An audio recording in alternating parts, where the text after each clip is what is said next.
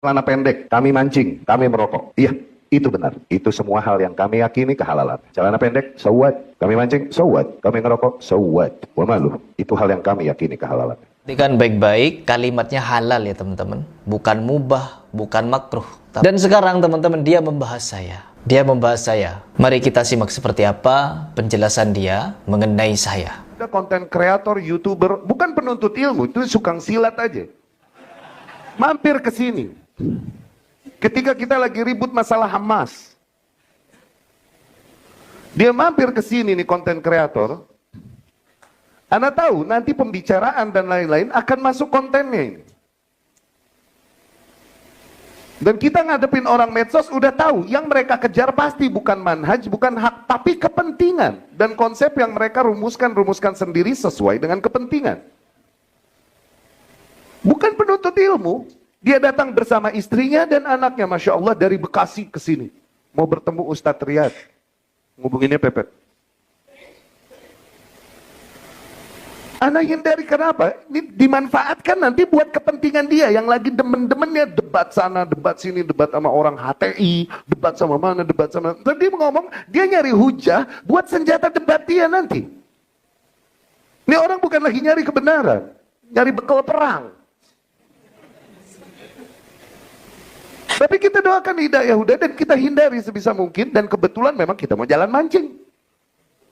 Kita tinggal, dia bikin konten kemarin. Ketika kita rame, dia bikin konten ikut berbicara tanpa ilmu dan menyerang kita. Nggak paham mana kaidah beragama, mana usul, mana furu', mana manhajiyah, mana ijtihadiyah. Ikut dia menggunjing dan menyerang. Bahkan dia bela-bela Zakir Naik yang kita ingkari karena penyimpangannya di bab usul dan akidahnya. Kemudian dia jadi memusuhi kita karena kita mengingkari Zakir. Lihat, dia kapan musuhin, kapan berteman, tergantung yang lagi tenar siapa. Nggak punya manhaj, nggak punya konsep, nggak punya ilmu. Dia gunjing pemerintah, menteri agama salaman nama cewek, dia bikin konten. Nggak punya ilmu. Ntar kita lagi kasus Hamas viral, dia mepet ke gue. Sekarang lagi viral begini, dia ikut nyerang gue. Tuh, lihat, nggak ada konsep, nggak ada konsepnya apa yang dia rumusin aja sama kepentingan dia sendiri. Betingkah, akhirnya kemarin dikeplakin, ditoyorin sama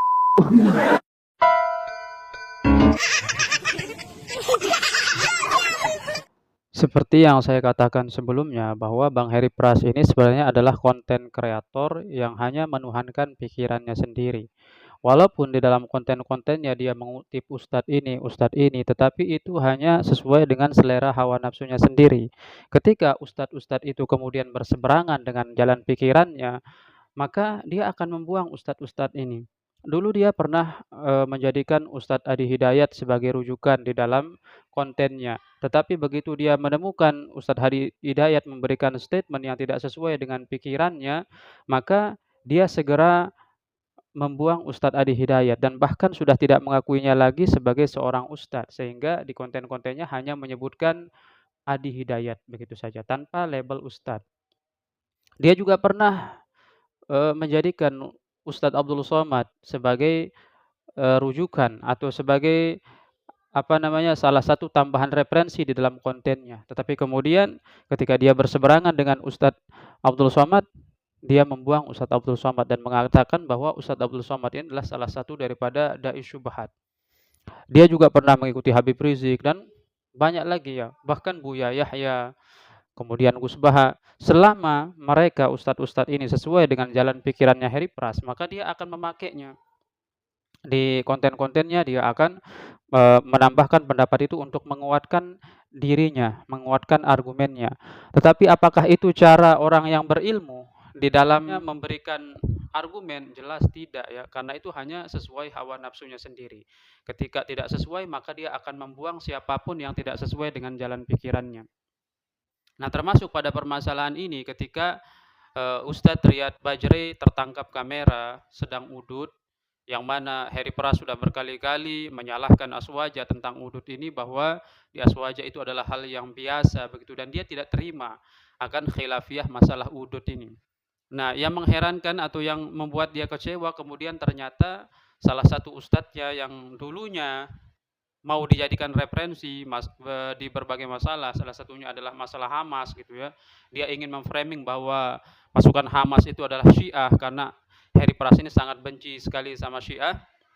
Ketika ada ustadz yang dalam hal ini adalah Ustadz Riyad Bajri memberikan narasi negatif terhadap Hamas, maka dia ingin mencari sumber atau mencari pengetahuan mendalami dari Ustadz Bajri tentang Hamas ini untuk dijadikan apa?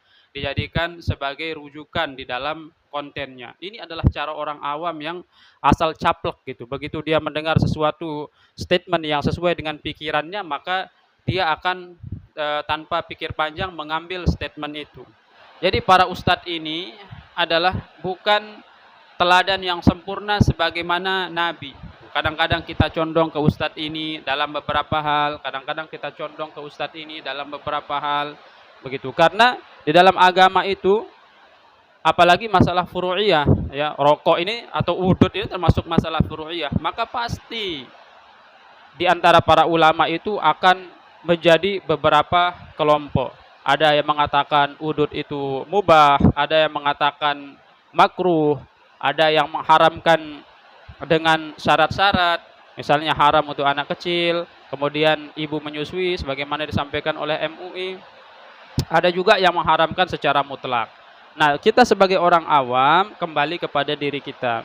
Begitu para ulama memberikan paparan data, pendapat berdasarkan dari hasil istimbat dan istidlal hukum, maka kita orang awam ini adalah menyikapi. Ketika kita mengikuti yang menyatakan haram, maka kita harus menghargai orang-orang yang mengambil pendapat yang mengatakan mubah atau makruh gitu ya. Ketika kita mengambil pendapat makruh, kita juga menghargai orang-orang yang para ustadznya mengatakan haram. Itu namanya bertenggang rasa atau bertoleransi terhadap masalah-masalah furu'iyah, khilafiyah di dalam agama. Nah, kalau Harry Pras ini kan karena dia orang awam, dia sikapnya tidak seperti itu gitu. Dia tahu masalah udud ini adalah masalah furu'iyah di dalam fikih. Dan kalau kita baca kitab-kitab para ulama dari berbagai mazhab, pasti akan berbeda-beda jatuhan hukumnya. Gitu ya, pasti akan berbeda-beda, tetapi dia ngotot gitu. Bahwa yang paling benar itu adalah yang haram. Sehingga dia menganggap kalau ada ulama yang mengatakan itu mubah atau itu makruh, maka itu adalah ulama yang sesat, tidak sesuai dengan pendapat Nabi SAW. Padahal masalah udud ini tidak ada di zaman Nabi, tidak ada di zaman sahabat, tidak dibahas. Ini adalah termasuk furu'iyah yang mungkin masuknya kepada perdebatan ulama kontemporer gitu ya. Nah, makanya wajar Ustadz Riyad Bajri itu mengatakan ini konten kreator yang kayak gini tuh mereka tidak punya ilmu, mereka hanya akan mengambil pendapat para ulama sesuai dengan alur gaya berpikirnya yang tidak punya dasar gitu ya. Coba tanyakan ke Harry Pras itu. Basic ilmunya dalam agama itu sebenarnya apa sih? Minimal punya basic lah. Makanya tidak dikatakan dia tidak punya ilmu. Bahasa Arab juga nggak bisa. Kalau disuruh belajar bahasa Arab, dia malah marah gitu loh. Kepada orang yang menasihatinya belajar dulu bahasa Arab. Dipikirnya belajar bahasa Arab itu seperti kalau itu apa namanya TKI. Jadi TKI 3 bulan aja bisa ngomong Arab. Dipikirnya ngomong Arab itu sama dengan belajar bahasa Arab untuk mengkaji kitab. Ya, kami banyak punya teman-teman TKI, bahkan yang menikah di Arab Saudi juga banyak. Kalau dia ngomong bahasa Arab amiyah fasih, tapi coba kasih satu kitab tafsir, kitab hadis, suruh baca, suruh terangkan, yang nggak bisa. Jadi belajar bahasa Arab seperti TKI itu tidak menyebabkan kita menjadi ahli agama. Ketika seseorang dikatakan belajar dulu bahasa Arab, itu adalah bahasa Arab yang khusus untuk mempelajari kitab, bukan bahasa Arab amiyah untuk pasaran, untuk jadi TKI, bukan. Tapi dia selalu merasa benar gitu. Bahasa Arab gak bisa, Al-Quran, hadis gak bisa, bacaan Qurannya juga masih semerawut. Tetapi semua ulama dikomentarin, semua kiai disalah-salahkan. Kenapa? Karena tidak sesuai dengan jalur pikirannya. Dan banyak orang awam yang tertipu gara-gara subscribernya banyak ya. Dia subscribernya sudah sampai 1 jutaan, lalu dianggap bahwa menjadi cocok bicara agama gara-gara subscribernya banyak gitu. Padahal sudah saya bilang begitu, kalau seseorang itu dikatakan layak berbicara agama gara-gara subscribernya banyak, maka Deddy Corbuzier lebih layak. Itu kalau tidak salah beliau itu udah 17 juta sampai 25 jutaan kalau tidak salah subscribernya. Tetapi Deddy Corbuzier tidak melampaui batas itu, tidak mau ngomong-ngomong masalah agama seperti Heri Pras ini, atau seperti youtuber lain yang membanggakan subscribernya. Para pendukungnya kan membanggakan. Kadang-kadang kami kalau bikin konten, ya Heri Pras subscribernya sudah 1 juta, ini berapa gitu.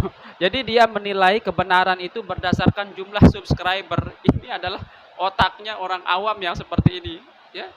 Otaknya orang awam yang sudah diracuni pikirannya oleh Bang Heri Pras. Kenapa orang awam banyak setuju dengan Heri Pras ini? Karena orang awam yang mendengarkan Heri Pras ini berpikir akan membuat hal yang sama.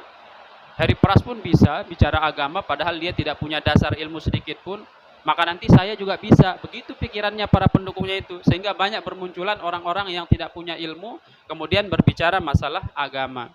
Semoga teman-teman yang kena racun dari para konten kreator ini sadar, ya, sadar. Dan semoga kita semua diberikan petunjuk ya oleh Allah Subhanahu wa taala. Demikian, wabillahi taufiq wal hidayah. Wassalamualaikum warahmatullahi wabarakatuh.